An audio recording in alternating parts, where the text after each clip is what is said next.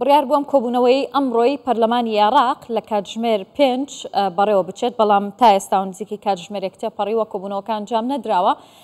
مەبەستمە گفتوگۆی زیاتر بکەم لە بارەی هەوڵی لایەنە شیعەکان بۆ ئەوەی کە بڕیار بدەن لە پەرلەمانی عێراقەوە فشار لەسەر حکوومەت دروستکەن بۆ کردنەدەرەوەی هێزە بیانیەکان بە تایبەت ئەمریکا لە عێراق. لەگەڵ بەڕێز شێروان دووبەردانی ئەندامی پەرلەمانی عێراق لە بەغداوە گفتوگۆی زیاتر دەکەم. کاک شێروان زۆر بەخێربی بۆ کوردستان 24. کۆبوونەوەکەی ئەمڕۆی پەرلەمان بۆ ئیدانەکردنی بەزاندنی سەروەری خاکی عێراقە. بۆچی تا ئێستا کۆبوونەوەکە دەستی پێ نەکردووە؟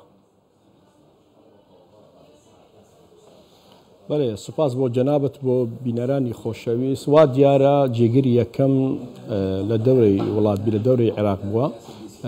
هاتنەوەی تقریبان پێشی نیو کاتژمێر گەشتیە هۆلی پەرلەمان. زیاتر لە 17 ئەندام پەرلەمان ناخۆیان تۆمار کردیە بۆ گفتوگۆ لەسەر و بابەتە بکرێت. حتا ئەو دقەیە هێشتا کۆبوونەوە دەست پێ نەکردیە یان دانیشتنی پەرلەمانی بۆ گفتوگۆ لەسەر بابەتەکەی کاوڕۆک نیشان کرێ لەسەر ئەو هێرشکەی کە ئەمریکا لەسەر هەندێک میلیشیاتی بەناوی مقاومە ئیسلامی کە ئامانجی کردو پێشی چەند ڕۆژە. هەندێک ئەندام پەرلەمان حتا ئەو لەحزەیەش نەگەشتینە هۆلی پەرلەمان با بڵێن شە نیسابی تەواو نەبیە. زۆربەی ئەندام پەرلەمان ئەوەی لێرەنە ناخۆیان واجوو کوردیە بۆ ئامادە بن لە دانیشتنی پەرلەمان. ئەمەش وەکو فراکسیۆن و پارتی لە هۆلی پەرلەمانی چەند ئەندام پەرلەمانش ناو هۆلی پەرلەمانە چاوەڕێ دەبین بە دانیشتەکە تاوی تو هەندێک گفتوگۆ لەسەر ئەو بابەتە بکرێت. باشە کاک شێروان، خۆتان دەزانن کە هەندێک لە پەرلەمانتاران واژۆیان کۆ کردوتەوە بۆی قسە لەسەر بابەتی کردنەدەرەوەی هێزەکانی هاوپەیمانان و بە تایبەت ئەمریکا بکەن لە عێراق. کێن ئەو لایەنانی کە دەیانەوێت ئەم بابەتە لە پەرلەمانی عێراق باس بکرێ؟ بخۆی ئەو بابەتە بابەتی دەسەڵاتی پەرلەمانیە، ئەو ڕێکەوتنیە یان ئەو اتفاقاتی کە کرایە پێشتر بینی حکوومەتی اتحادی و دەگەل هاوپەیمان یان دەگەل ئەمریکا یان بابەتی دەرکردنی ئەو هێزانە دەسەڵاتی پەرلەمانیە. ئەو واژوو کردیە کە یەک لە ئەندام پەرلەمانی بەسڕا وەکو پەیڕەوی ناخۆی هەردە ئەندام پەرلەمان مافی خۆیان هەیە وەکو مختەرەحی یاسا تەقدیم بکرێت، بەس نەم مختەرەحی کە بۆ ڕێکەوتنیشی یان مەسەلێکی سیادیە یان مەسەلێکی ئەمنیە ئەوە دەسەڵاتی پەرلەمان نییە. گرنگ نییە تو ئەوڕۆکە چەند ئەندام پەرلەمان هەندێک ڕێکەوتن بکرێت و یان واژوو بکرێت و یان هەندێک پێشنیاز تەقدیم بکەیت. ئەوانە دەگەڕێتەوە سەر بابەتی دستور و دەسەڵاتی حکوومەت و دەسەڵاتی پەرلەمان و یان لایەن دیکەیان سەرۆک کۆمار. ئەو بابەتە بە تایبەت سەر بە حکوومەتی عێراقە. گرنگ نییە ئەو ئیمزایەکە ئەوڕۆکە کرایە. پێشتریش کە ساڵی 2020 پەرلەمانی خۆلی چوارەم دەنگیدا لەسەر دەرکردنی هێزەکانی ئەمریکا لە عێراق و جێبەجێ نەکریا. بە من وایە ئەوە مزایداتی سیاسیە لای هەندێک لایانی بەتایبەت لای هاوپەیمانی چوارچێوە بۆ با بڵێن هەلوێچیان هەبیت لە بەرامبەر هەندێک ئەوان سەر بە هەندێک لایەن سیاسینە یان هەندێک وڵاتەکانی دەوروبەر عێراقن. کاک شێروان، چاوەڕێکەنم بابەتە ئەمڕۆ لە پەرلەمانی عێراق ینی گفتوگۆی لەبارەوە بکرێت؟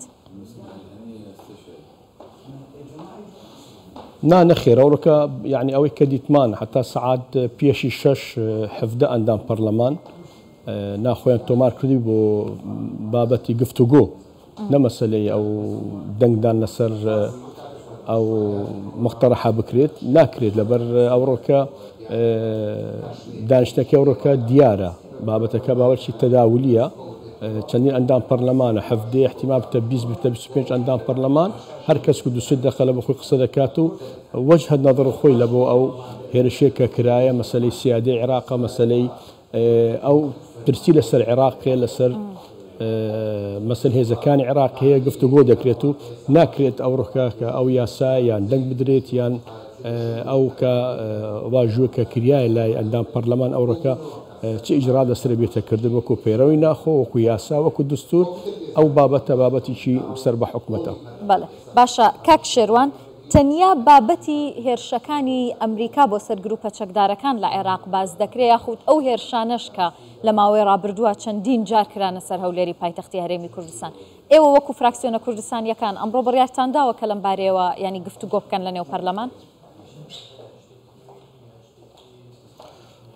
طبعا لەیانی بابلين لياني الشيعة بس باس شودة كان كوهرش كراي لاي أمريكا لسر جروبة تشكدارة كان أمش وكو فراكسيون بارتي سروك فراكسيون أو ركورش أمش قسمان هي لسر أو بابتا بالتأكيد ما حمو هرش كان كراي لسر هريمي كردستان يعني لسر ودبيد أو ركش هالبيسمان هبي لسر أو بابتا نابد بس بابتي هرش أمريكا لسر تشكدارة كان بيتا أو رقفتو جو بكريتو دبيد أمش هالبيسمان هبي أو ركا لا هولي برلمان بيشتريش كداوام كل زيادة النوط عندهم برلمان واجيان كذي لسر قفتو بيتكردون دا نشتين كي تايبت لهولي برلمان بكردو بس بداخوا نكرا لسر بابت هيرشكي لسر هولير كرا لا إيرانوا. باشا كاك شروان چاوەڕێیەکەن ئەمڕۆ ئەنجامی ئەم کۆبوونەوەی پەرلەمانی عێراق چی بێت؟ هیچ بڕیارێکی تێدا ئەدرێ؟ نخير نادري أورك هر أويا أورك جو بيز دبين لا وكو سروك برلمان